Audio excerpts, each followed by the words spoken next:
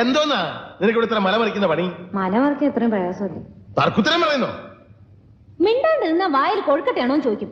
മിണ്ടിപ്പോയ തർക്കുത്തരായിപ്പോ. ഇതെന്തോന്നാടാ അപ്പനെ? എന്നാ നേരെ വല്ലതും ചെയ്യാനുള്ള സൗകര്യം ഉണ്ടോ? അതുമില്ല.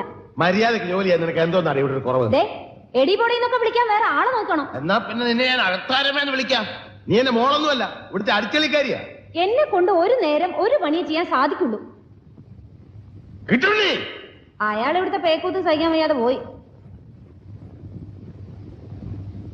അവിടെ എനിക്കിപ്പോ ആരാണ് ഊണെന്താ റെഡിയാത്തതെന്ന്?